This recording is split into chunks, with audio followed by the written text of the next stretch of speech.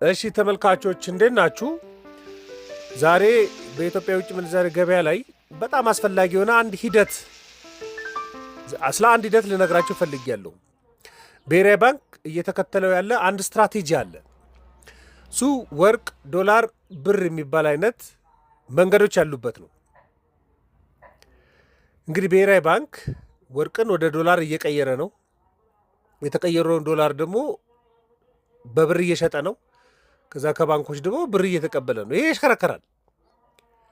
በጣም ብዙ ጥያቄ ይመጣል።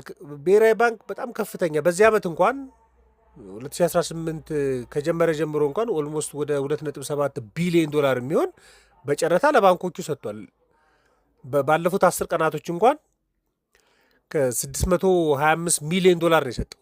በዚህ 625 ሚሊዮን ዶላር ሸጠውላቸዋል ለባንኮች። ባንኮች ደግሞ 625 ሚሊዮን ዶላሩን ለመውሰድ ኦልሞስት ወደ 100 ቢሊዮን ብር ደግሞ ለብሔራዊ ባንክ ከፍለዋል። ይሄ ሰርክል ማለት ነው። ብሔራዊ ባንክ ወርቅን በብር ይገዛል። ለምሳሌ ብቸኛው የወርቅ ፍቃድ የሚያወጣው ብሔራዊ ባንክ ነው የሚሰጠው እና ሀገር ውስጥ ያሉ የወርቅ አምራቾች ወርቁን የሚያስረክቡት ለብሔራዊ ባንክ ነው። ስለዚህ ለብሔራዊ ባንክ መጥተው ሲያስረክቡ በዓለም አቀፍ ዋጋው ተመን መሰረት ለምሳሌ $1 ከሆነ ዋጋው $1 በዓለም አቀፍ ገበያ ላይ ያለውን ሬት ተመን እያደረገ በብር ይከፍላቸዋል ለወርቅ አስመጪዎች። ስለዚህ ወርቁን ብር እየከፈለ ከወርቅ አምራቾች ይገዛል ማለት ነው። ብር ተጠቅሞ ወርቅ ይገዛል ማለት ነው። ከዛስ ገዝቶ የያዘውን ወርቅ ደግሞ ምን ያደርገዋል? የተወሰነውን ፐርሰንት ለሪዘርቭ ሊያስቀምጥ ይችላል። ወርቅ እንደ ሪዘርቬሽን ማቴሪያል ስለሚያገለግል ማለት ነው። ግን አብዛኛውን መጠን ደግሞ ይሸጠዋል ዓለም አቀፍ ገበያ ላይ። ከዛ ምን ያገኛል? የውጭ ምንዛሬ ደግሞ ዶላር ያገኝበታል። በዚህ ዓመት ብቻ ከወርቅ የተገኘው የኤክስፖርት ገቢ 5.5 ቢሊዮን ዶላር ነው። 5.5 ቢሊዮን ዶላር አግኝቶበታል ማለት ነው።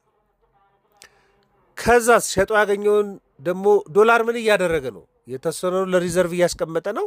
የተወሰነው ለሸመታ እየተጠቀምበት ነው። የተወሰነው ደግሞ ምን እያደረገ ነው? ለባንኮች በጨረታ እየሰጣቸው ነው። ገበያ ውስጥ እየለቀቀ ነው። እነሱ በምን ይገዙታል? ባንኮች ደግሞ ጨረታ ላይ መጥቶ አንድ የአሜሪካ ዶላርን አሁን ባለው ዋጋ እንኳን በ160 ብር ከብሔራዊ ባንክ እየገዙ ነው። ይህ ሽክርክሪት ማለት ነው። ቤት መግዛት ህልሞ ነው? እንግዲያውስ ከቴምር ፕሮፐርቲ ህልሙን እውን ልናደርግሎት ነው። በሳር ቤት፣ በቡልጋሪያ፣ በአያት እንዲሁም በመገናኛ ተፈላጊ በሆኑ አካባቢዎች ዘመናዊ አፓርትመንቶችን እየገነባን እንገኛለን። ለኢንቨስትመንት፣ ለቢሮ፣ ለንግድ ሱቆች፣ ለወደፊት የሚተማመኑበትን ንብረት ከቴምር ፕሮፐርቲስ ያገኛሉ። የሚመቹትን የክፍያ አማራጭ በተመጣጣኝ ዋጋ የራስዎን የግሎ መኖሪያ ቤት ያደርጉ። ዛሬ ላይ የሚገዙት ንብረት ነገ ላይ የሚጨምር ንብረት ነውና አይዘንጉት። ለበለጠ መረጃ 0911 13 57 60 በአምላክ ነኝ ከቴምር ፕሮፐርቲ።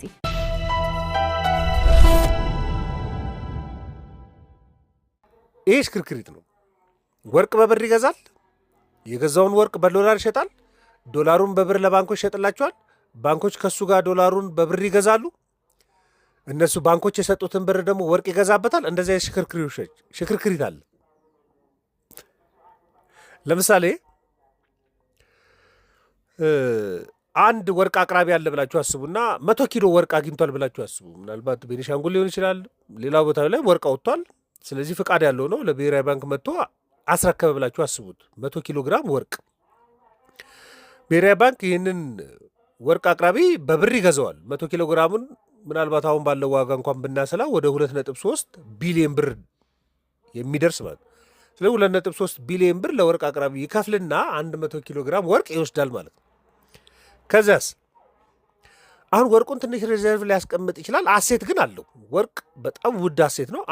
100 ኪሎ ግራም የሚባል ወርቅ አሴት ይኖሯል።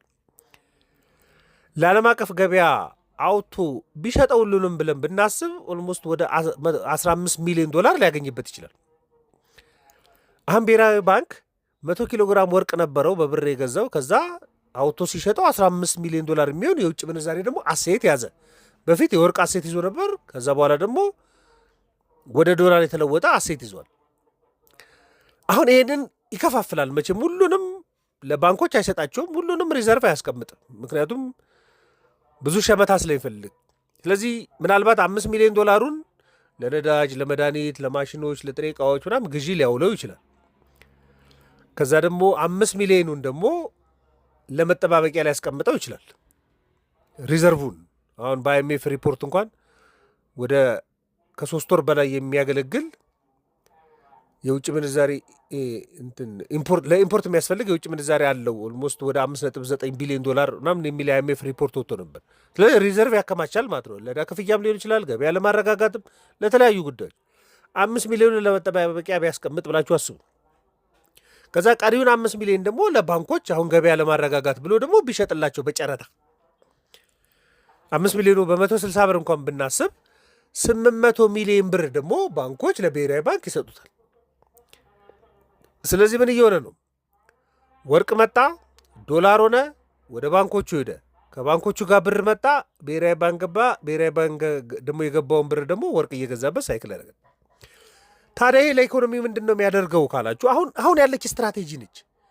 ቤዚክሊ እንግዲህ በፊት የብሔራዊ ባንክ የውጭ ምንዛሬ ምንጮች ይታወቃሉ። ከኤክስፖርት ያገኛል፣ ከሬሚታንስ ያገኛል፣ ከውጭ ቀጥተኛ ኢንቨስትመንት ያገኛል፣ ከብድር ያገኛል፣ ከእርዳታ ያገኛል። አሁን ግን ከጠቅላላ የፕሮዳክት ኤክስፖርቱ ኦልሞስት ወደ 11 ቢሊዮን ዶላር የሚጠጋ ኤክስፖርት ነው ያደረገው። ከዛ ውስጥ ትልቁን ድርሻ ከ50 ከመቶ በላይ ድርሻ የሚይዘው ወርቅ ነው፣ 5.5 ቢሊዮን ዶላር። ቡና ወደ 3 ቢሊዮን ዶላር። ኦልሞስት ሁለቱ ብቻ ከ10 ቢሊዮን ምናምኑ 8 ምናምን ቢሊዮኑን የሚይዙት እነሱ ናቸው። ስለዚህ ምን ሆናል ማለት ነው? ወርቅ ቀጥታ የውጭ ምንዛሬ ማግኛው ምንጭ ሆኗል። ስለዚህ ይሄ ምን ያመጣለታል ካላችሁ እንግዲህ ከፍተኛ የሆነ የውጭ ምንዛሬ አቅርቦቱ እንዲጨምርለት ያደርጋል። የመጀመሪያ የሚያደርግለት እሱ ነው። በቃ ጨምሮለታል። ለብሔራዊ ባንክ ሪዘርቭንም ጨምሮለታል። ለባንኮችም የሚለቅላቸው ከወርቅ ሽያጭ የሚያገኘው የውጭ ምንዛሬ ነው በዋናነት። ስለዚህ ገበያ እንዲረጋጋ እድል አለው። ኦልሞስት 2.7 ቢሊዮን ዶላር አውጥቶ ሲሰጣቸው በአንድ ዓመት ውስጥ ሰፕላይን ለማጠናከር ነው። ይሄ ደግሞ ለኢትዮጵያ በጣም ጥቅም ያለው ነው። ምክንያቱም ኢትዮጵያ ውስጥ የውጭ ምንዛሬ ፍላጎት ከአቅርቦት በላይ በጣም ከፍተኛ ነው። እንግዲህ 125 ሚሊዮን ዶላር ቀርቦላቸው 470 ሚሊዮን ዶላር የሚጠይቁት 4 እጥፍ ፍላጎት የሚጠይቁት 500 ሚሊዮን አቅርቦላቸው 710 ሚሊዮን የሚጠይቁት እኮ ፍላጎት እስካሁን ከፍተኛ ስለሆነ ነው፣ አቅርቦት ስላረካ ነው። ለዚህ በጣም ያግዘዋል። ሁለተኛ ደግሞ ሪዘርቭን ይጨምርለታል። በጣም በከፍተኛ ሁኔታ የውጭ ምንዛሬ ሪዘርቭን እያሳደገለት ነው። ወርቁን ብቻ አንዳንድ ሀገራት በቂ የውጭ ምንዛሬ ካላቸው ያገኙትን ወርቅ ያከማቻሉ እንደ አሴት። ደግሞ ፐርሰንቱን እየለዋውጥ ደግሞ ያስቀምጡ አሉ። እንግዲህ የኢትዮጵያ ብሔራዊ ባንክ የወርቅም አሴት ይኖረዋል። ምክንያቱም የወርቅ ሪዘርቬም አድጎልኛል ሲል ነበር። እንግዲህ ሸጦ ደግሞ የሚያገኘው የውጭ ምንዛሬውም ደግሞ አብሮ ያድግለታል። ስለዚህ ለሪዘርቭ ለክምችቱ የሚያገለግለው የውጭ ምንዛሬ ማግኛ ስልት እያገኘ ነው። ደግሞ የኢምፖርት ካፓሲቲውን ደግሞ ያሻሽለታል። በቃ ለኢምፖርት በጣም ከፍተኛ ፍላጎት አለው። ነዳጅን መግዛት ይፈልጋል፣ መድኃኒት መግዛት ይፈልጋል፣ የአፈር ማዳበሪያ፣ ማሽነሪዎች፣ ጥሬ ዕቃዎችን ማምጣት ይፈልጋል።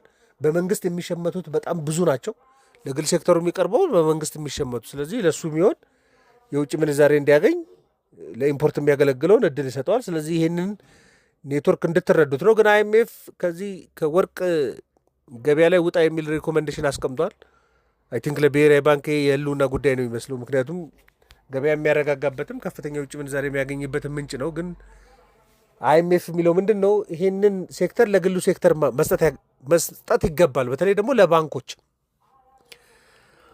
ምን ማለት ነው? በቀላሉ እንግዲህ ወርቅ አምራቾች ግንኙነት የሚፈጥሩት ከባንኮቹ ጋር ይሆናል ማለት ነው። እንደዚህ አይነት ሪኮመንዴሽን አለው። በሂደት ከወርቅ ማርኬቱ ላይ እንዲወጣና የወርቅ ገበያው እንደ ሊበራላይዝ እንዲሆንና በግል ሴክተሩ እንዲያዝ አይነት ሪኮመንዴሽን አለው። ደግሞ ሌሎች መከራከሪያዎችም አይቻለሁ። ብሔራዊ ባንክ ከኤክስፖርቱ ከ50 ከመቶ በላይ ከኤክስፖርቱ ነው ምለው ከቁሳቁስ ኤክስፖርቱ ከ50 ከመቶ በላይ የውጭ ምንዛሬ የሚገኝበትን ሴክተር በቀላሉ ለማሳለፍ ትንሽ የሚቸገር ይመስለኛል። ግን ከአይኤምኤፍ ጋር ስምምነት ካለ ምናልባት የሚከተላቸው ነገሮች ሊኖሩ ይችላሉ። ግን ይህን ወርቅ ዶላርና ብር የሚባለው ኔትወርክ እና ይሄ ጥቅል ሀሳቡን ለእናንተ ለማቅረብ ነው። ማንኛውም ሀሳብ አስተያየት ካላችሁ ልትልኩልኝ ልናወራበት እንችላለን። ለነበረን ቆይታ በሙሉ ከልብ አመሰግናለሁ። ቻናሉን ሰብስክራይብ እንድታደርጉ ጋብዛችኋለሁ።